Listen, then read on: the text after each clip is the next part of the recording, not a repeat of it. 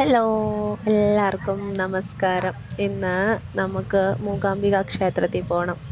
അപ്പോൾ രാത്രി കഴിക്കാൻ വേണ്ടിയിട്ട് നമ്മൾ രാത്രിയല്ല കേട്ടോ, 2 ദിവസത്തേക്ക് എടുക്കാൻ വേണ്ടിയിട്ട് ലെമൺ റൈസ് തയ്യാറാക്കാമെന്ന് വിചാരിക്കാം.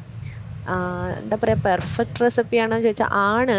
പക്ഷേങ്കിൽ എൻ്റെ അടുത്ത് കുറേ മിസ്റ്റേക്കൊക്കെ പറ്റിയിട്ടുണ്ട് കേട്ടോ. നമ്മളൊരു പാൻ അടുപ്പത്ത് വെച്ച് സൺഫ്ലവർ ഓയിലാണേ ഒഴിച്ചു കൊടുത്തത്. അതിലേക്ക് കടുകിട്ട് പൊട്ടിച്ചിട്ടുണ്ട്. അതിന് ശേഷം നമ്മൾ ഈ കടുകുണ്ടല്ലോ പൊട്ടിത്തെറിച്ചിട്ട് ക്യാമറേൻ്റെ മേലേക്കൊക്കെയാണ് വരുന്നത്. അപ്പോൾ അത് ഞാൻ മറച്ചു വെച്ചതാണേ. അപ്പോൾ ആ കൂട്ടത്തിൽ ഇതും കൂടെ പറയാം.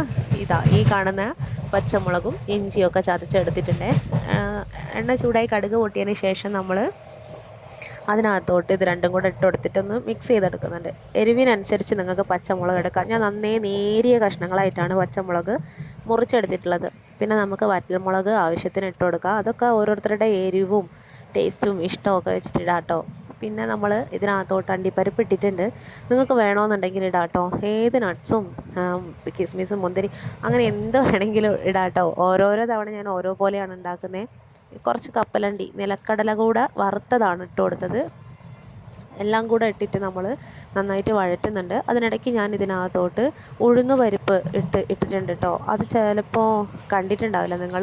നിങ്ങൾ കണ്ടില്ലേ? ഈ ഒരു പച്ചമുളകിനെ ഞാൻ ഇത്രയും നേരിയതായി മുറിച്ചതുകൊണ്ട് തന്നെ അത് നന്നായിട്ട് മൊരിഞ്ഞ് നല്ലൊരു ക്രിസ്പിനെസ് ആയിട്ടുണ്ട്. അപ്പോൾ കുട്ടികൾക്കൊക്കെ കഴിക്കുമ്പോൾ കടിച്ചു പോയാലും എരിവ് കിട്ടില്ല. പക്ഷേ ആ ഒരു പച്ചമുളകിൻ്റെ എരിവ് മൊത്തത്തിൽ ചോറിന് കിട്ടുകയും ചെയ്യും. ഇനി നമ്മൾ ആ വലിയ 2 ചെറുനാരങ്ങയും പിഴിഞ്ഞെടുത്തിട്ടുള്ള നീര് ഒഴിച്ചു കൊടുത്തതിന് ശേഷം ഒരു 4 തണ്ട് കറിവേപ്പിലയും കൂടെ ഇട്ട് കൊടുത്തിട്ട് മിക്സ് ചെയ്യാണ്. ഇതേ സമയത്ത് തന്നെ നമ്മൾ ഇതിനകത്തോട്ട് കുറച്ച് മഞ്ഞൾ ചേർക്കണമായിരുന്നു കേട്ടോ. ഞാനത് മറന്നുപോയി. ലെമൺ ജ്യൂസ് എന്ന് പറഞ്ഞു കഴിഞ്ഞാൽ തന്നെ നമ്മളെ മനസ്സിലൊരു മഞ്ഞ കളർ ചോറല്ലേ വരിക. അത് ഞാൻ ചെയ്തില്ല, വിട്ടുപോയതാ.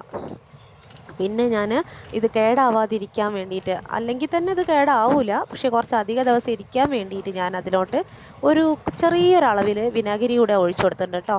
ചോറ് ഇതാ നിങ്ങൾ വേവിക്കുന്ന സമയത്ത് ഇതുപോലെ ഇങ്ങനെ വിട്ട് വിട്ട് നിൽക്കുന്ന ചോറ് തന്നെ എടുക്കണേ. ഒട്ടിപ്പിടിച്ചിട്ടുള്ള ചോറ് എടുത്തു കഴിഞ്ഞാൽ ശരിയായിട്ട് കിട്ടില്ല. ഇതിലിപ്പം ഞാൻ കുറച്ച് മാത്രമാണ് ഇതിൻ്റെ ബാക്കിയുള്ള പരിപാടികൾ. ചോറിൻ്റെ അളവ് കുറച്ച് കൂടുതലാണ് എടുത്തത്. ഒരു നാഴി അരി എന്നൊക്കെ പറയില്ലേ, അത് ഞങ്ങൾക്ക് ഇവിടെ 4 പേർക്ക് ധാരാളം ഉണ്ട് കേട്ടോ കഴിക്കാൻ. അത് കേട്ടിട്ട് നിങ്ങൾ അങ്ങനെ എടുക്കണ്ട. ചിലപ്പോൾ ഞാനിവിടെ കഴിക്കുന്ന ഒരാളുടെ ചോറായിരിക്കും നിങ്ങളെ 2 ആളുടെ ചോറ്. തിരിച്ചും വരാലോ അങ്ങനെ. അപ്പം നിങ്ങൾ ആവശ്യത്തിനനുസരിച്ച് ഇതിലുള്ള എല്ലാ ഇൻഗ്രീഡിയൻസിൻ്റെയും അളവൊക്കെ മാറ്റാം കേട്ടോ. ഇതൊക്കെ ഉണ്ടാക്കാൻ വേണ്ടി നിങ്ങൾ ഇതിനേക്കാളും എക്സ്പേർട്ടായിരിക്കും. ശരിക്കും പറഞ്ഞാൽ ഞാനിത് ട്രെയിനിലിരുന്നിട്ടാട്ടോ സൗണ്ട് കൊടുക്കുന്നത്. വോയിസ് ബാക്ക്ഗ്രൗണ്ട് എന്തൊക്കെയാണ് വരുന്നതെന്ന് ഞാൻ അറിയില്ല. ഇതൊന്ന് കൊടുത്തു നോക്കിയതിന് ശേഷം നോക്കാം. എന്താണെങ്കിലും ഇത് ഞങ്ങൾക്ക് നന്നായിട്ട് ഹെൽപ്ഫുള്ളായി. കാരണം യാത്രയിലൊക്കെ കൊണ്ടുപോകാൻ കേടാവാതിരിക്കാനും 2 ദിവസമൊക്കെ എടുക്കാനൊക്കെ ആയിട്ട് നമുക്ക് ഈ ഒരു ഇത് കൊണ്ടുപോകാമല്ലോ.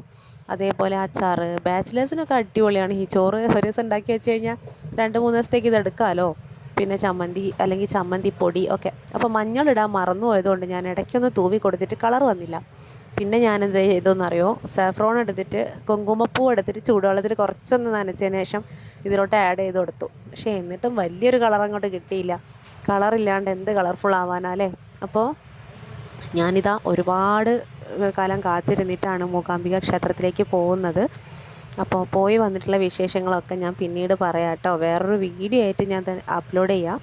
അതിനിടയ്ക്ക് നമുക്ക് വേറൊരു വീഡിയോ വരാനുണ്ട്. ടാറ്റാ.